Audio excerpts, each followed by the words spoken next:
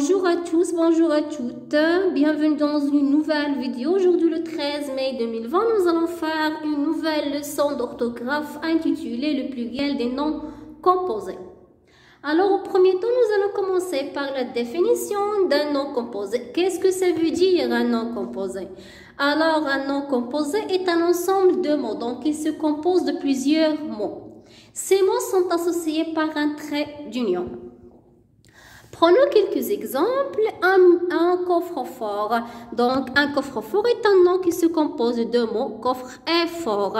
Et ces noms, ou bien ces mots, sont associés par un trait d'union.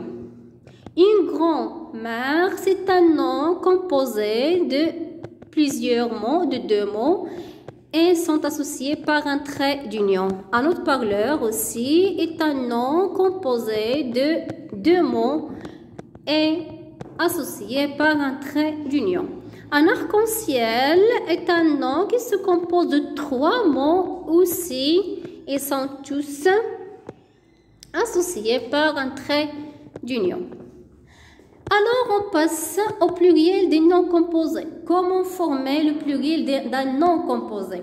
Donc, le pluriel d'un nom composé, ça dépend de la nature des mots qui le composent.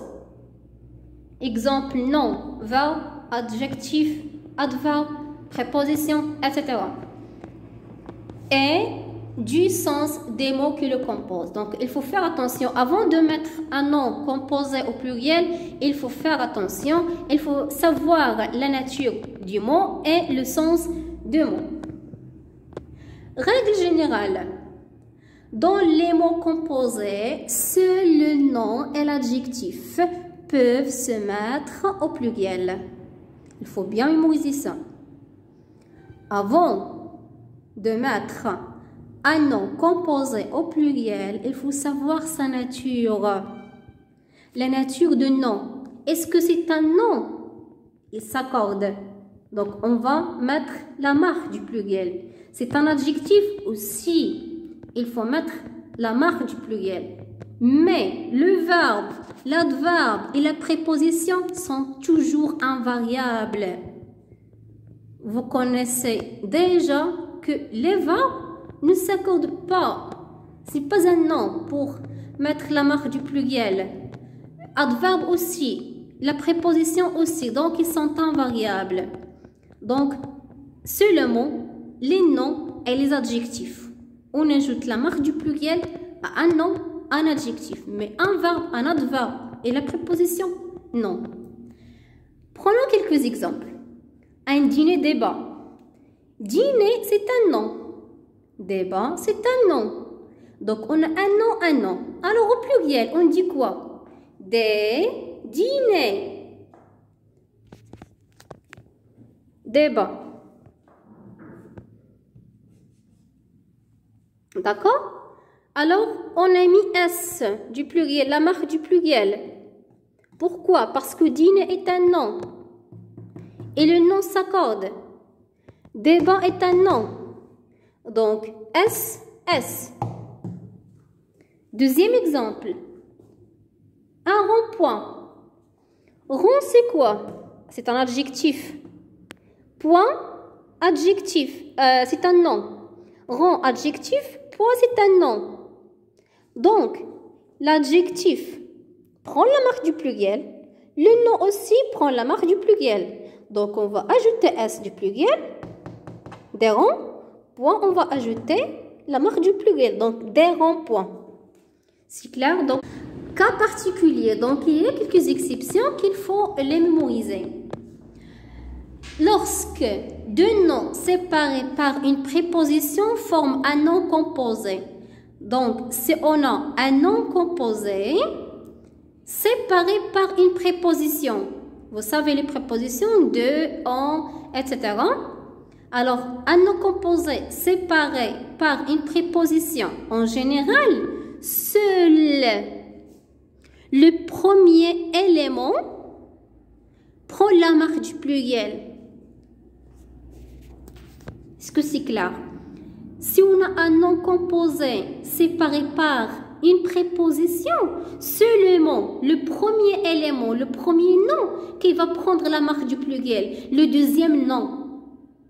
D'accord? Premier nom va prendre la marque du pluriel, deuxième non. Même si c'est un nom, d'accord? Mais parce qu'il est séparé par une préposition. Exemple, un arc-en-ciel. Un arc-en-ciel. Regardez, arc, c'est un nom. Ciel, c'est un nom. Donc, les deux sont des noms. Mais ils sont séparés par une préposition. Il y a une préposition. Donc, quelle est la règle? Qui va prendre la marque du pluriel? Le premier ou le deuxième? C'est le premier.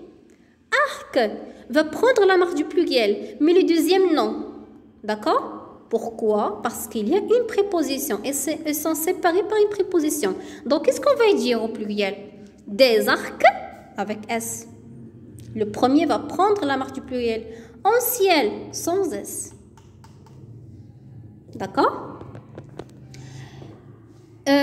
Deuxième exception, faites attention, parfois le nom s'accorde.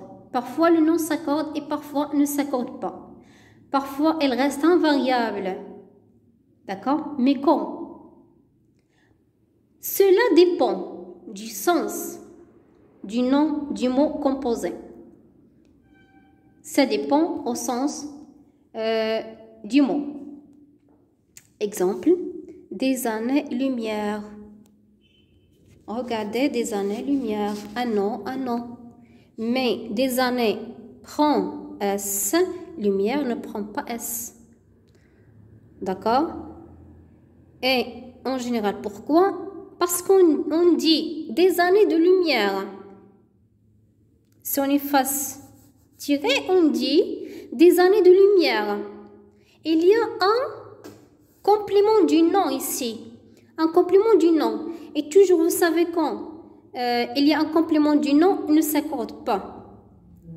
D'accord? Donc, des années pluriel, mais lumière, non.